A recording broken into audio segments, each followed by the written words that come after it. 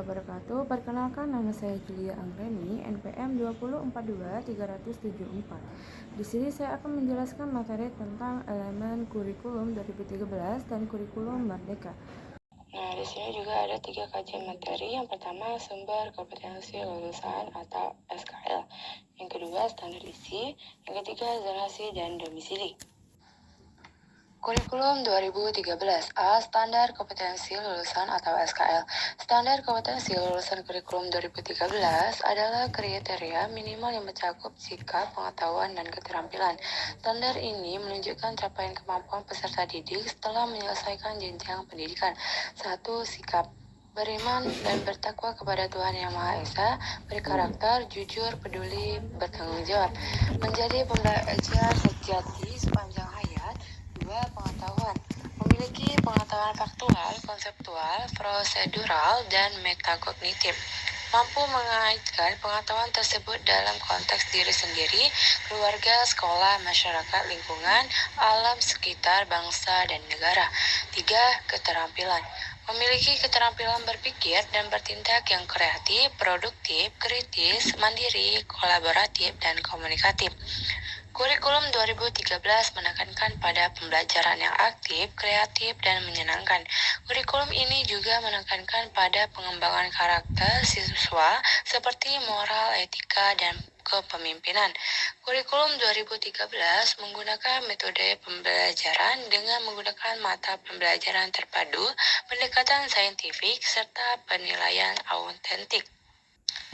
B. Standar isi. Standar isi kurikulum 2013 dapat dipelajari dalam Permendikbudristek nomor 8 tahun 2024 tentang standar isi pada jenjang PAUD, Dikdas, dan Dikmen. 1. Standar isi adalah kriteria minimal yang mencakup ruang lingkup materi yang harus dicapai peserta didik. 2. Standar isi merupakan bagian penting dari KTSP. 3. Standar isi meliputi kerangka dasar dan struktur kurikulum, beban belajar kurikulum tingkat satuan pendidikan, dan kalender pendidikan. 4. Standar isi merupakan ukuran minimal yang harus dicapai oleh peserta didik, baik mengenai kompetensi maupun mengenai materinya. 5. Standar isi merupakan ruang lingkup materi dan tingkat kompetensi yang dicapai oleh peserta didik setelah menamatkan pendidikan. Kurikulum 2013 bertujuan untuk mempersiapkan manusia Indonesia agar memiliki kemampuan hidup sebagai pribadi dan warga negara yang beriman, produktif, kreatif, inovatif, dan afektif. C. Zonasi dan domisili kurikulum 2013. Kurikulum 2013 diterapkan secara bertahap sejak 2013 dan menekankan pendekatan berbasis kompetensi dalam konteks zonasi dan domisili. Aturan yang berlaku adalah yang pertama, zonasi dalam PPDB. A. Sejak 2017, kebijakan zonasi diterapkan dalam PPDB melalui Permendikbud nomor 14 tahun 2018. B. Siswa diutamakan masuk ke sekolah negeri yang berada di zona tempat tinggalnya untuk pemerataan akses pendidikan. C. Minimal 50% kuota di sekolah negeri dialokasikan untuk siswa dari zonasi terdekat. 2. Pengaruh terhadap kurikulum. A. Zonasi tidak secara langsung mengubah isi kurikulum, tetapi berdampak ada pemerataan kualitas pendidikan.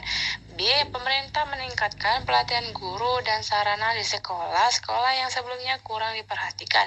C. Tidak ada perubahan signifikan dalam pembelajaran akibat zonasi, tetapi distribusi siswa lebih merata.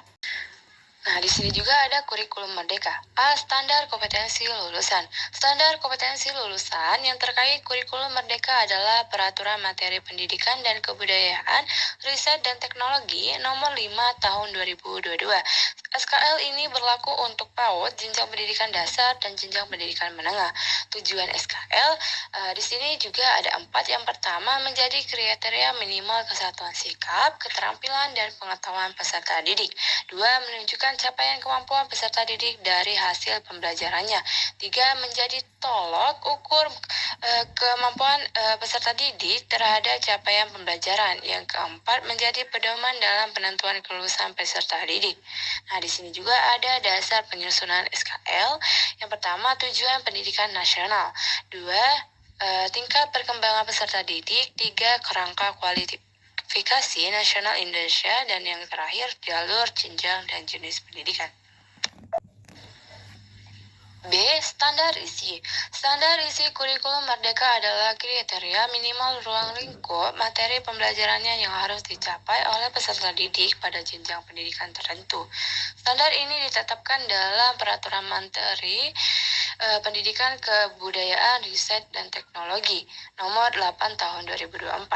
A. Standar isi kurikulum Merdeka dikembangkan dengan mempertimbangkan muatan wajib sesuai peraturan perundang-undangan, konsep keilmuan, jalur, jenjang, dan jenis pendidikan, kemajuan pembelajaran peserta didik, fleksibilitas pendidikan dalam memfasilitasi peserta didik, prinsip direferensiasi. B. Standar isi kurikulum Merdeka bertujuan untuk yang pertama, membekali peserta didik menjadi anggota masyarakat yang beriman, bertakwa kepada Tuhan Yang Maha Esa. 2. Menanamkan karakter yang sesuai dengan nilai-nilai. Yang ketiga, memperkuat pengembangan diri, pengembangan kapasitas, dan penguatan sosial ekonomi. Dan yang terakhir, membekali peserta didik berkebutuhan khusus dengan muatan wajib sesuai jenjangnya dan program kebutuhan khusus. C. Zonasi dan domisili kurikulum Merdeka. Kurikulum Merdeka yang dimulai diterapkan sejak 2021 menekankan fleksibilitas dalam pembelajaran. Kebijakan zonasi tetap diterapkan tetapi dengan pendekatan lebih fleksibel. 1. Zonasi dalam PPDB. A. Masih mengacu pada sistem PPDB, zonasi seperti dalam K13, tetapi beberapa daerah memberikan fleksibilitas lebih untuk sekolah swasta dan berbasis keahlian. B. Pembagian jalur PPDB, zonasi, afirmasi, perpindahan orang tua, prestasi tetap digunakan tetapi dengan porsi yang berbeda antara daerah. 2. Pengaruh terhadap kurikulum A. Pembelajaran lebih fleksibel. Sekolah di dalam satu zona bisa menerapkan proyek pembelajaran berbasis lingkungan sesuai kebutuhan setempat. B. Sekolah tidak seragam dalam implementasi. Kurikulum Merdeka membolehkan sekolah memilih 3 jenis penerapan: mandiri belajar, mandiri berubah, dan mandiri berbagi, tergantung kesiapan masing-masing. C.